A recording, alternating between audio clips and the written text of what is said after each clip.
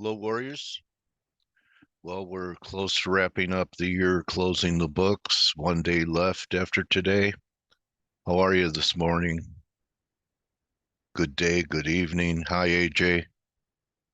James Groom, Michael Weissman, how are you? K-Man's here. So why don't we start with K-Man? Good morning, Dale. Good morning, Good everybody. morning, buddy. Kind of looks like a completed pattern with a nice reversal day today in cable. Yeah. I was just saying this morning as well in the room, we had this early morning drag higher, but and I don't know how much juice there is left or how much there is still need to be done on those last fixings of this year. But it does look like, in contrary to what we saw other days, that in between those fixings, the market seems to be quiet down. Yeah, there's not so much selling of dollars going on broadly. There's still a few exceptions, but Yeah.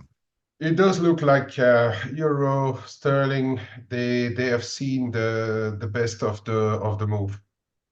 Okay, and also, I've been talking about this solid line at 90, and we've taken it out, so that was my target. I no longer am interested in the short side of the dollar. Also, with the Dixie still lower, what really led the way besides Aussie was Canada on the dollar weakness move. Had the biggest move compared, well, Aussie had 6 cents. Euro had 4. So the commodity currencies had a larger magnitude move, and it started to dig in its heels. I talked 132 when we were up there. So I don't want to be short Canada either. I'd like to see a little more evidence around these levels, and maybe, a couple of, you know, bounces and then new lows, but we are diverging in the Dixie here. I don't like the reading, but I agree with you, Dale. I think if what you want to see, we may get it. There's one more in 3 hours, and then I don't know how it's going to go tomorrow on the last fixings of the year, because a lot of companies are and FX neutral funds as well, asset managers, they are benchmarked on the last fixing of the year. So there may be some leftovers to do, and maybe even big ones. I don't know, but I do agree that we are getting into that territory where enough may be enough, and the fixings may, if there is stuff to do, they may print those extremes, and then we will likely at least partially reverse for a little bit. That's how I look at it. I'm trying to be patient. There's one which is firmly on my radar, and that's the Swiss. And I want to really be patient, but I've already started to check a few options. And if we get that extreme on one of those fixings today or tomorrow, I'm for sure going to start to look at the other side. Also, yesterday you were saying I'd buy US dollar yen at 140 when we were at 42. Yeah. So that blue line comes in just a shade under there, came in. Yeah. And I think we'll have daily, divergence even down here, but where's it come in here? Let's see. 39.5 or so sometime next week. There's a lot. There's quite a bit of activity from 139 and a bit down to 138 as well. And that's what I said. Give me something under 140 on an extreme, and I'll try to pick some up. And yeah, my view hasn't changed. Yesterday was the real danger day. It started to collapse, and it continued in Japan. Tomorrow we have the last Japanese fixing of the year, so we could see some more activity there. It's all about, if you want to trade in between, do it in very small, so it leaves you room. And if you have FOMO, you will still, if it starts to reverse, you will still be in a bit of a position. But to me, it's all a case of being patient and, as I'm saying, around end of quarters, year, trade with the clock in your hand and see what happens over those fixings. And don't be surprised about what still may come, you know. Yeah, so if we dig this in and we form this low into the New Year's and the dollar, and you pick your poison, I'm actually looking for not a correction from the 104.20 level before this last decline, but do some fib work from the highs at 107.40 down here. I think there could be a 400-point rally. You know what? I'm thinking that could take out these levels by just a little bit, because this is where people really started getting bearish. It was such a weak rally. Remember, we were talking about just couldn't get through it. So, maybe we get a real nice rally to clean out some dollar bears, and then we go again. And next time, well under par. So that's kind of my roadmap for 2024. Yeah, I mean, it's as good a plan as any other, Dale. It is very possible, and it will probably be important. About the timeline will be important, because if you get the rally first, Yeah, then you may see when if the Fed starts to move first on rates, then you will see your big decline. If in yeah, turn we see a continuation of this move in the first weeks of January, then I expect we see the move to the opposite side, if we once the central banks will start to move. So yeah, I agree there is going to be a rebound, because the market is really pricing in a lot of cuts for next year for the Fed. I mean, so many. I think six. That yeah, that is somewhere. If you take away January, they might be cutting, or seven. They might be cutting every other meeting of 2024, and I don't think that we are there yet. But the more important will be who is cutting first and who is cutting the most, and that is going to drive your Dixie, because it's going to drive your euro dollar, right? right. So we've had a 3-month decline. And, some people also do fib work in time. Okay. Half the time would be, a month and a half or a Right. third of, so we could have a 1-month rally. That'd be a third of the time. It takes a month to get up Yeah. here. Yeah, that's what I'm, you know, planning for. And, man plans and God laughs. Yeah. Ever hear that one? Yeah. But since you're looking forward to 2024, I think the period March, April, May is going to be determining for what's going to happen. Really, and whether we stick to ranges, or whether we're going to break out of big ranges, the bigger Yeah, ranges, I mean, for euro dollar also. yeah, I think it's all going. Could be determined in that period, March to May, because that's where we are going to see who is going to move first between the Fed, the ECB, and by how much, and what yeah. kind of message that they are sending over to the world. That is somewhere. Since you were talking about your plan, my plan or vision for 2024 is that March to May we will have to be extremely careful what is going on. Okay. And we could Yeah, also have in that period the Bank of Japan, which is starting to move, right? Really, for good. yeah. I mean, the Super Bowls, one Super Bowl I talked to, although he's looking for a big bust after this, said, keep an eye on Japan. That could be where the, next problem comes from. Next So problem. Yeah, yeah, explain. Wait, and good morning, guys. Hey, Explain morning, that Dave. big problem, Dale. huh? What Big, what kind of what's the big? problem? Yeah, what's the big I, problem? I don't, I'm quoting him. Uh, maybe there are problems with their JGB market and stuff when new policy goes into effect. Maybe it has a global reaction to what Japan Yeah, is doing. I could see that. And Kman, you could see that. I mean, that's the biggest, that's the biggest fear of Japan, normalizing monetary policy is how they walk the fine line of doing that, knowing they are the only central bank that's really providing liquidity out there, and how do they stop and turn off the spigot and reverse it? So I think How did they do that makes both? sense. Yeah. Yeah, Yeah. Kman, what do you think? I mean, Yeah, how is the I think the markets, I think they're coordinating well enough right now to avoid that, but that doesn't mean that they couldn't have a misstep, right?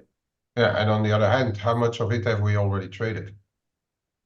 Because we already had 3 legs of really the market thinking that the Bank of Japan is going to move, trying to get those JGB on the moves, and we had already 3 really attempts on that. And if you look at the JGB market, it's relatively quiet, if you ask me. I mean, JGB yields are around 0.10 years, or around 0.6%. I mean, that doesn't tell me that there's trouble around. But the market will trade it, but I'm not sure whether it's going to create those big waves that the market is expecting. There's still this, and I just can't get away from it, that cooperation between the Bank of Japan and the government. And the government needs to fund a lot of stimulus. And even though they said they would um, reduce a little, very, very little, of their JGB issuances next year for their normal budget, there's still those extra packages to fund. And that tells me that if we look at normalization from the side of the Bank of Japan, people could get a bit disappointed in 2024, because I don't see them raise the rates above, let's say, 0.5%, which is 0.6% above where we are now. And that is probably going to be it. Then we will have to look at how the rest of the world reacts. But yeah, I can see the market trying to make a problem out of it. Will it be a problem? I'm 50-50 about that. Yeah, I'm doubtful. I am doubtful. So Well, and I just wanted to show that DAX has not really recovered from its spike high compared to the S&P's taking out. That was, I believe, that one down day that we had where we were down 50 handles. They said it was because of ODTE trading, but DAX not recovering. DAX led the decline. It was early. It's almost like it's leading, not lagging the U.S. So just keep an eye on that. I'm not saying it's the end of the world. It still looks great. Look at all this momentum, but why couldn't we have, some kind of correction in DAX down to here? Do you well, think that do you think uh, that the Europeans? I'll throw this out to you, Blake, and I was thinking about this. Their economies are weaker than ours. So if we're right, if a big bear market comes in the dollar and the euro is strong, doesn't that even exacerbate the weakness in their economy, because it makes it even more difficult, which their exports are already slowing, to have a strong currency?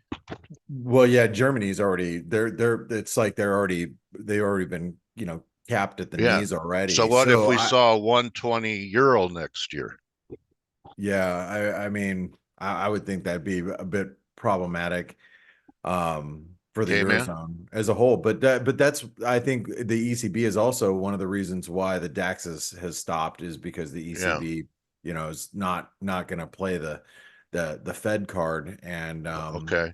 and allow the market to try to price so many rate cuts, and that's what's stopping the DAX right now. But I Well, do maybe agree. I that's a mean, bull case for the long euro.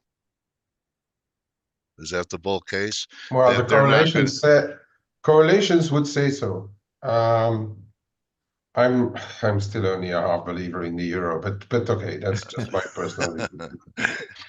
Yeah, you sound like Adam Button. How could I buy Europe with what's going on? Well, I don't know what Adam's views are, but no, No, if I sell dollars, it will be versus something else. But yeah, of course, euro dollar will be a driver. But I think if it comes with issues, Yeah. perhaps other currencies would be better trades, because I guess Europe is going to struggle with relatively similar issues. Yeah. I think it's the Aussie. Yeah, that's You know, one. but I think we might have a shot to buy it around where it bottomed here last time if we get that Dixie pop. Yeah. And the next move, this was 6. So if we had 1.618 on the next move, say this is completing 1, and then we get a 2 pullback, you're talking about a 10-cent move from wherever the bottom comes in. If we have 1 point fib extension of this move, just something I'm thinking about in my imagination.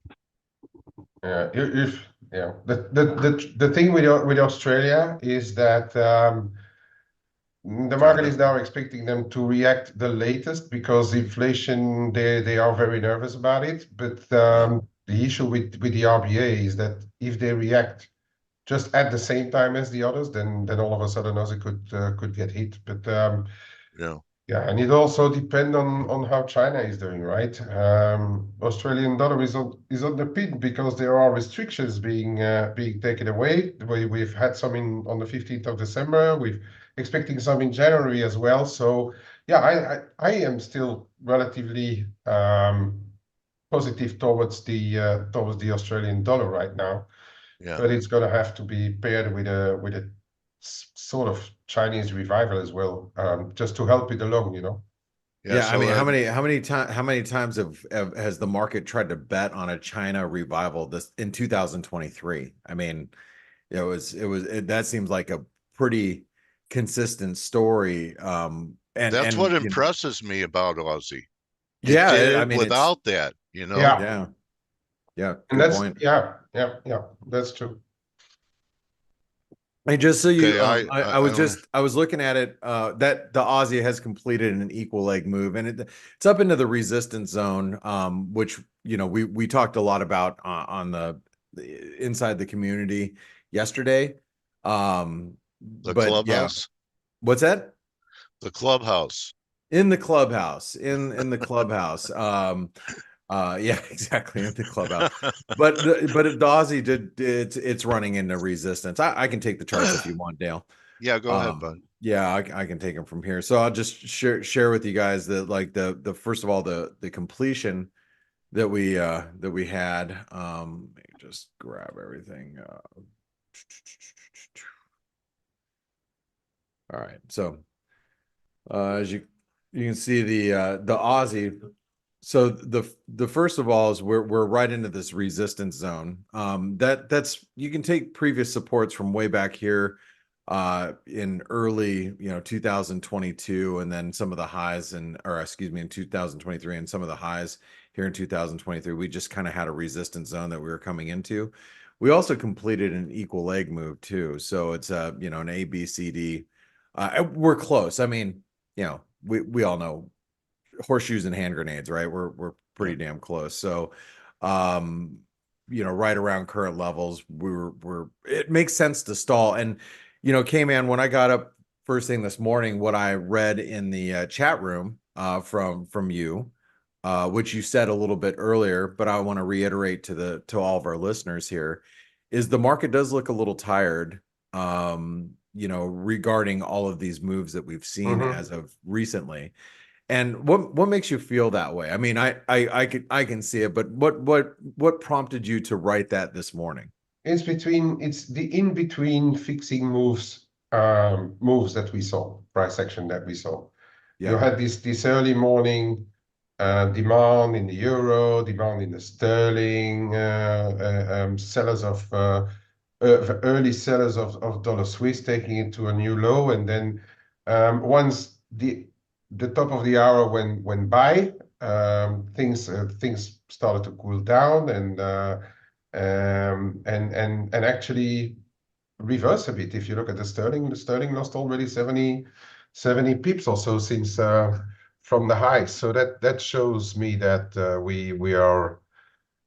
It's going to take those fixings to get to fresh extremes, I think, in either one of them. It's still possible. Again, as I said, we never know. Those last hours, they can get a bit wonky in a very low liquidity environment. But no, it does look like apart from the fixings, we're sort of done with these moves. Yeah, and we get a question, why is the Swiss up so much since yesterday, this time at this time of the year? It is all about, as Kman's explaining, it's all about the fixing flows. And matter of fact, if you look at, and by the way, the Euro Swiss is at all-time lows. I mean, that to me is pretty wild. I mean, this is a really big move. We just completed a equal leg move, but Blake, you would have told anyone in the FX market that after 2015, when the S&P created that accident, early 2015. Right. When we lost like 30% or 25% in one go in a couple of minutes, and then you would have told anyone that we would be trading now at fresh lows. I think a lot of people would have laughed at that statement, right? Yeah, I mean, I personally did. Yeah. I thought it was generational. I thought that I was like, no way, we'll see below those levels. I mean, and this isn't showing the exact extremes here. No, because I think they're still trying to figure out what the exact low was there. Right, exactly. So yeah, I mean, it is wild how much Swiss demand that we have. One thing I do want to point out, though, let me pull up the dollar Swiss really quick. I just want to show you back in 2020, was it 21? No. Where was it? Oh, no, it was right here in 2021. Yeah, the low traded in January, and then from there we saw some selling come in with the dollar Swiss. So I think a lot of this is going to be it's the end of year. You're just seeing demand. Absolutely. But really what's going to turn like the dollar, generally speaking, is, Dale, you were talking about a little bit earlier, it's got to be the data. And we do have important data coming up. I mean, next week we're going to have the jobs report. We have inflation coming in 2 weeks. So, there is going to be some pretty important data that the market's going to be looking at. We got like all the JOLTS data, meeting minutes, like all the ISM data coming out like next week. So that's going to be a predominant driver of the dollar. So, and you got to be careful with these flows. Kman, you're pointing out that the market does seem tired, but just because it feels a little tired right now doesn't mean it's done, right? Oh yeah, exactly. I mean, yeah. Absolutely. And as we say, and people in the room know it well enough, and talking about this, just watch those 4 p.m. London fixings out. It's those who set the benchmarks for a lot of books around the globe, and those things in that hour into that fixing, you can go another 50 points lower in cable and find yourself back above 128 into 4 p.m. I mean, it's all possible in today's markets, right? Yeah, and that's 2.5 hours from now, folks. So just what Kman's saying is, you got to watch the market. It might get a little jittery. Remember, there is nobody standing in the way. That's the thing. That's the thing about, people, especially traders, they look at these moves and they go, oh, okay, that's extreme. So I'm going to buy it, or I'm going to sell it. And there's no one but you standing in the way of a bank. Exactly. And you're going to get run over. So exactly. Yeah. Because so and there's a good reason for that. Banks get the orders to execute it at the fixings from the companies who usually have a lot on the books and a lot to do, but not at this time of the year. So there's not a lot of people there to give liquidity to flows. So, and especially tomorrow, I'll be careful. Yeah. So, hey, we got, the dollar yen's trading at fresh lows. The dollar Swiss is trading at fresh lows.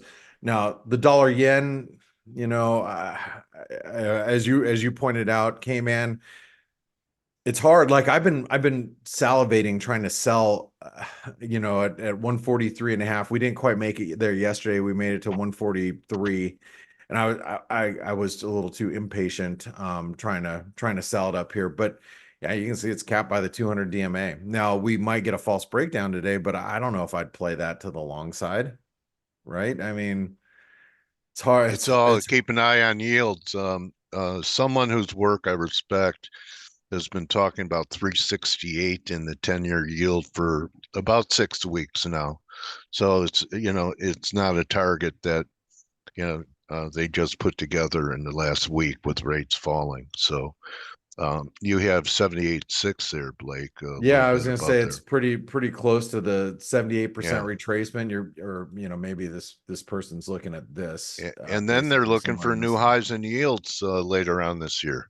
Yeah, who was it? That is a discussion we should have amongst us, because if you look for new highs in the US 10s, somebody needs to explain that to me. New highs, I mean, above 5%, right? Right. With the fact that he's supposed to start to cut rates. ECB is supposed to start. I know. Rates. Right.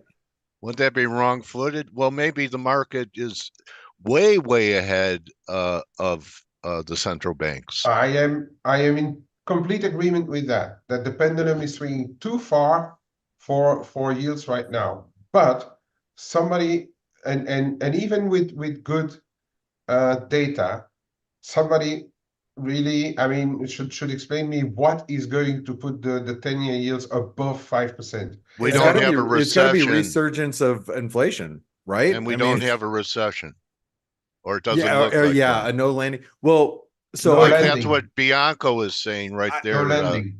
I was gonna say I keep hearing Jim Bianco. When he pops up, I've listened to like a couple things, and he's still calling for higher rates, and I'm like, what? I'm doing the same thing, Kman. I'm scratching my head, going, how? But he has a no landing scenario. Yeah, okay. I mean, no landing scenario. Continue to create 250, 300K jobs every month. Yes, of course. And then they will see 6%. And then we are by then the RRP is exhausted, and we are talking about liquidity issues in the dollar, right? Okay, but that's about the opposite of what the market is expecting for next year. It's music to my ears, because I wouldn't like to do anything better than to buy dollars in 2024, really. But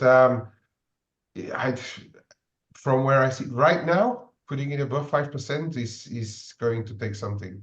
Speaking of, and by the way, we haven't heard from Steve. Steve, are you like keeping on mute? You should be jumping in this conversation. He made a guest appearance Tuesday. Yeah, I know. Hey, I'm here. Steve, you got to jump in here and get in the conversation, buddy. I'm here, mate. I've been listening to you since the first second. Oh man, well, how do you feel about yields? I mean, jump in here. We do have weekly unemployment claims coming, but how do you feel about yields? Do you think they're going to continue to drop, or do you think that we're going to see higher yields? I kind of talked about that yesterday. In my opinion, if you look short term, what's happening at the moment, it feels extremely hard to see higher yields. But if you look back to the last time we had high inflation in the 70s, that lasted a lot longer than we assume it's going to last now. Look, we had 3 drives in the 70s. And yields had to go, and yields had to go up a second time before we might inflation. be the first one, Blake. Circle the first one in 1970. We may that not was have my even seen it. So Kman, going back to your comment, this is my argument actually on the trade-off like two months ago, or 2 weeks ago, that the market was pricing in the rate cuts, which we could very well get something like that, and then get a resumption going in the next couple of years. But we'd have to see inflation not coming down. Is that what you're saying, Steve? Yes, and let's be honest, right? Since inflation is not measured any way as close as honestly as it was measured back then, there will need to be some kind of an event, as COVID, for example, was the trigger for more monetary madness and fiscal madness, which caused inflation to explode that high that no How matter about what financing wars in Ukraine and Israel? Yeah, that's why I'm saying something else has to happen to trigger that. Be it some kind of an escalating crisis in the Middle East that will make crude oil, appreciate significantly once again. Be it some type of escalation having to do with the Ukraine war that will directly or indirectly have again effect on cost of living. So but things like that you can't really predict, right? So in the short-term foreseeable future, as we were saying the previous days, I think the path of least resistance is lower for yields. Now, if things change, if something big happens, I think there is a lot of potential for inflation to jump very high once again, right? But it needs some kind of a strong trigger. Yeah, absolutely. I agree with that, Steve. It's going to need something a big trigger, because one of my arguments is for not to have a repeat of the 70s and early 80s is that technology and liquidity has changed massively since then. And as we saw, and as Steve just said, it needed a pandemic to kickstart the whole thing. Yes. So And apart many from, mistakes around the pandemic, in yeah, essence, that led to that. absolutely. Because it wasn't so much, in my opinion, the pandemic, but it was a really big mishandling of the pandemic, which in essence, if you ask me, what happened with the pandemic might have had some beneficial longer-term effects having to do with debate in monetary and fiscal policy, because in my opinion, it sent to rest all those stupid theories that were going around, that in essence you can have an indefinite amount of liquidity pumped into the system, and that would not create inflation, right?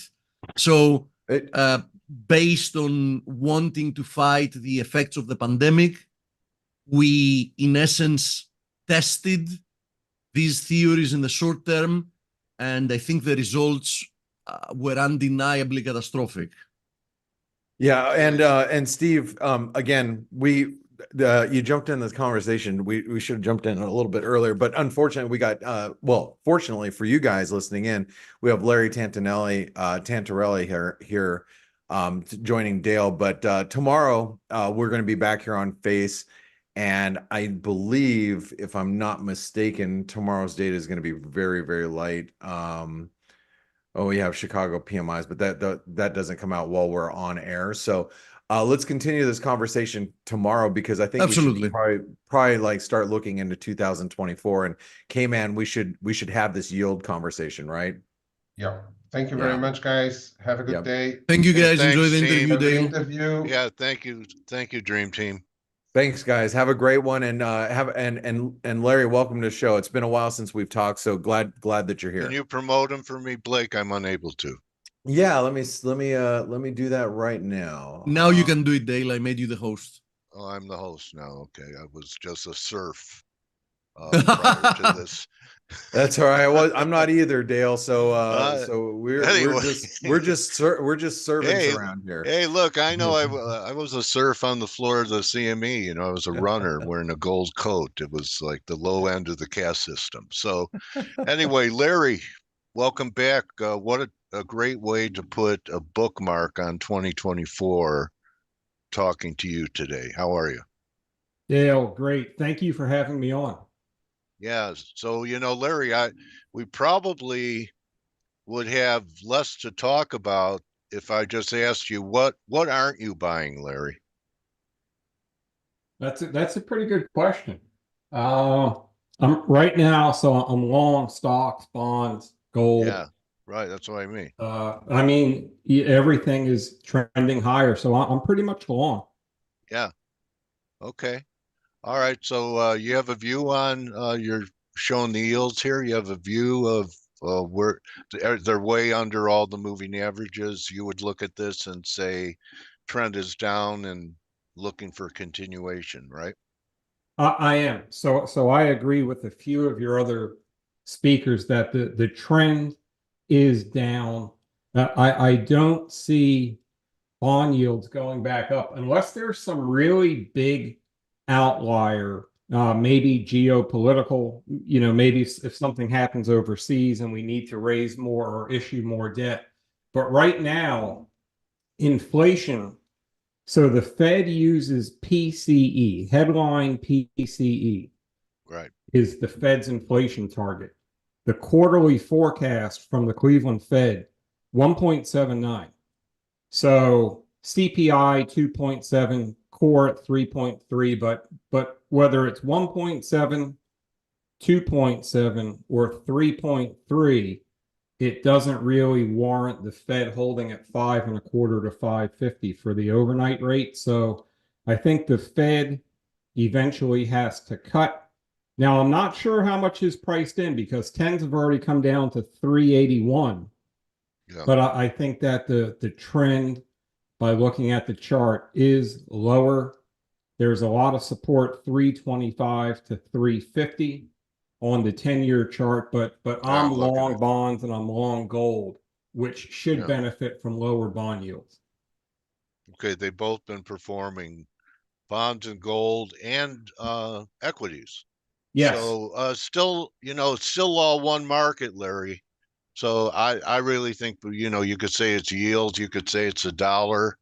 I actually think the dollar, we were talking about this today, may have completed its first wave down from the highs. You use UUP up there at 28.35, and that we're going to correct this recent decline here. Right. And, that may mean, stronger data. Maybe yields bounce a little bit, or but I do think we're going to take out the lows of last year, just not yet. Looking for about a 2 to 4 week recovery in the dollar. You think that would upset your positions if the dollar, say, right now I'm looking at the Dixie at par 80, par 90, say rallied back up to near 105? Not too much. And Okay. I think you're right. So I'm expecting maybe in the first week or the second week of next year, I am expecting some type of consolidation because the S&P 500 is going on higher for 9 weeks in a row. Oh, three threes. Yeah. Yeah, so is the NASDAQ 100. Yeah. Bond. So if there was some, consolidation, I don't know, 3 to 5% pullback in the indices, I don't think that would be abnormal whatsoever. I mean, we're up 9 weeks in a row, so almost 700 points off the low. At some point, there needs to be some consolidation. I mean, we're not going to go up every single week, but I'd like to see any pullbacks on the S&P. I'd really want to see them stay over 45.50 to 4,600, somewhere in this range. But I do think that these trend breakouts that we're seeing on the S&P 500 and the NASDAQ 100, I do think that these moves are going to hold overall. The Fed, so the Fed came out November 30th in 2021, right up here. Powell came out and said, it's going to get tougher and there's going to be no more easy money. And they shifted to a tightening bias, and we see what happened to the markets. But now he came out 2 weeks ago and basically said, we are done raising interest rates. We're going to cut interest rates. And I think that the market is going to resolve overall to the upside. You have any, I know some guys are talking 6,000 in the S&P. Do you think that's aggressive? Oh, over what time frame? That's the first half of that we're in a melt up, and this so far looks pretty parabolic to me. That everyone that's waiting for a pullback, it just doesn't happen, and we just keep melting up into the for the first quarter. 6,000 seems pretty aggressive. But what where I'm looking at it, everyone's focused on this and saying, okay, we've gone from 4,100 to 4,700 in the short term. But I'm looking at the fact that 2 years ago we were 4,800. We went through the entire Fed rate hike cycle. Now they're going to shift to cuts, and they are going to cut, whether it's in January or March. I don't know. But if inflation, and I don't think inflation is gonna move way back up to the upside. So I'm treating this 4,800 right where we're at as the potential starting line for the base breakout. But 6,000 seems pretty aggressive. Well, I don't know. Why don't you go like 4,800 to 3,500, which is the whole range you're talking about. I mean, if I really want to use a telescope. Yeah, and you think 4,800's a breakout, then you are talking over 6,000. Yeah, because then you're talking about what, 1,300 points here. Yeah, add 1,300 to that. Yeah. I don't, I'm really good at reacting to what's on the chart right now. I'm not too great at predicting, 6 months down the road. Well, you know what? That's how you make money. The other stuff is entertainment. Yeah. I just want to get it right, right now. If we're at 6,000 at the end of next year, that's great. But that, I'm not building 6,000 into my expectations. If we're higher 8 to 10% on the S&P in 2024, I'll be very happy, because I think that I can find a lot of stocks that will significantly outperform the S&P if we're higher. Yeah, there's Alcoa just starting to come out of here. Yeah, there's a lot of these stocks. So Alcoa went from 96 to 22. Here's the thing. If the Fed starts to cut interest rates at some point, which they probably will, because they've said they will, and the futures market's pricing it in, then a lot of these stocks that really got killed in a tighter monetary environment, some of these small caps, they're maybe down 70%. Yeah, maybe stocks that aren't capitalized too well. I think there's a lot of potential upside, in a stock like Alcoa, some of these cyclicals, some of the industrial. So if the S&P is just up 5%, 8%, 10%, whatever it is in 2024, I think we can find a lot of stocks that'll do significantly better than the index. Yeah, they say that the more highly indebted leveraged companies are railing the most because of all the pressure coming off of their balance sheet. Sure. I mean, look at solar. Yeah. Right. F.A.C.E 340 to 73. So this is the week when the Fed, coming out of right here, is when Powell said we're not going to raise rates anymore. And the stock went from 100 to 130. I think that the small caps and the mid caps, because there's a lot of stocks that, aren't very well capitalized, I think that those will perform better.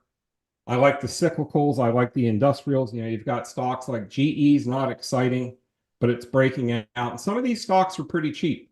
I still like tech. I still like, NVIDIA and Facebook, but I think that I don't expect them to outperform. I expect the other 490 stocks could do a little bit better than the mega caps in 24. How about the oils? They're kind of a group that's been left behind. Relative weakness. There's three charts that I like. So I like Phillips 66.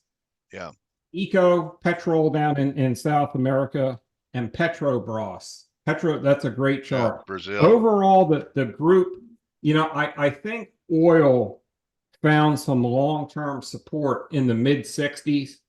Yeah. So 67, 66, 65, 70, look, 65. So there's a ton of long-term support for WTI from maybe 61 to 66. That's where it's held. But it's not my favorite group. It could do fine. Generally, crude oil has been pretty well correlated to the 10-year treasury. So we can see when 10-year treasuries backed off, crude started to back off. But I don't love it as a sector, but it could do fine.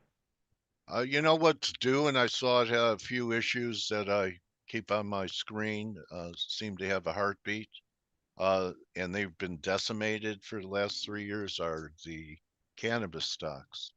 Yeah. I figured you'd see that heartbeat. Yeah. I think the only thing, you know, what surprises me is the cannabis stocks have not had any type of a move like these crypto stocks have had. Oh my God, yeah. You know, so if we're talking about, yeah, you know, the lower quality stocks. Now here's the thing. I'm a big believer in the January effect. okay. So I'm a believer that last year's big losers can become, you know, big winners. And we saw that last year, you know, on January 1st, right, in 2023, it's like they rang a bell. So you look at Shopify, right, 32 to 78, a lot of these stocks like Roku and Shopify, and a lot of these stocks that really had a horrible 2022 are up triple digits in 23. So it's possible, you know, with these Even cannabis, ARK isn't up triple digits. big 70%. Okay, ARK. I mean, look, the dead She's low a was, hero now. She's a hero now. yeah. It depends if you bought it at 125 and you're Yeah. down, you know, 60%, or if you bought it at 30. But the thing is, once that calendar flipped, I mean, it was like a brand new chart for these stocks. So the cannabis stocks, I don't follow them too closely, but I would look for, you know, if they start to take off like these Bitcoin stocks, then that could help. Sure, long-term basis there. Big.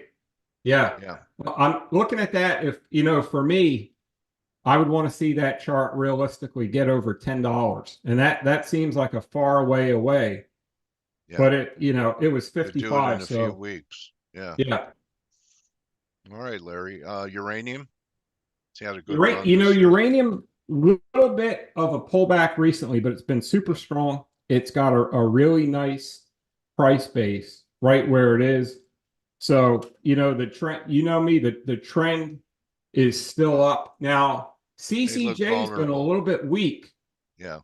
Ever since this, but here's the thing. CCJ was doing great when a lot of these other small cap stocks were really getting killed. So I just think you're seeing a healthy rotation where you've got fund managers that are looking at stocks that they made, you know, 30, 40, 50% in, and just reallocate into some of these cyclicals like the small caps. But uranium, it's still an uptrend, so that's good. Okay, let's see the golds you like. And we'll get back to the Russell. So, you know, some people are talking about the Russell doubling. We'll get that kind of talk, but yeah, you know, you get a lot of talk, but I will say this: the big number for the Russell was 198. Yeah, because it failed 3 times over 198. Now the last time it had a breakout move over 162, it went to 236. So maybe a 50% move. You know, I don't know, Dale. A lot has to do with how the economy holds up. Jobless claims came in today, 218 versus 210 estimates. So no, you know, nothing major. Maybe, and I try not to get into the hard landing, soft landing. What I want to do is try to, you know, avoid as many opinions. Just look at the chart and react to what's on the chart. But I think what happens with the small caps, maybe Powell gets it right. You know, maybe they start taking their foot off the gas and they avoid the recession. I don't know, but I like this small cap chart over 198. Yeah, definitely. Yeah. I mean, that it was classic how they broke down, and it was a false breakdown at the lows in late October. It's, you know, Dale, it's a big deal that Powell came out. Listen, I follow what the Fed does every single day, right? Because you have to. I mean, in this market, you have to. I did not expect them to come out at all couple weeks ago and say that they were done. I didn't expect it. And in 2018, when the market was really selling off, Powell came out, it was December 20th or so, and he said, we are done. We hiked 8 times, we're done. And the markets took off. So I don't know that happens again, but I think it's a very big deal that he came out in December and said, we're done raising interest rates. Okay, interesting that it happened during an advance, not at the lows. So that was a little different too. It wasn't an inflection point like it was in 2018. That's true. I mean, that's the only thing that was kind of strange to me. The market wasn't under duress when he made that announcement. Listen, they might see things in the economy that we don't know about, where they think the economy could be getting soft enough that they need to come out and make that announcement. But I really think at the end of the day, the key thing is that if inflation, because PCE, I think it came in negative, right? Yeah. The last report, month over month, PCE came in negative, 10 basis points. The month before it came in flat. So at the end of the day, if inflation is in the 2% range, 2.5%, whatever it is, you don't need the overnight rate at 5.25%. And I think that's what they see. And maybe they do see some weakness. I mean, we don't know what happens with the economy, but I just think I know when he said that they're done hiking interest rates, I just started to buy things. Right. Well, you know what, Larry, you are excellent at having a fundamental overview, but not letting that affect your trading judgments. That you need technically. You remind me of Steve Volge, who's Mr. Confirmation here at ForexAnalytix, and he may have a bias, or he tends not to have a bias until something technically tells him to.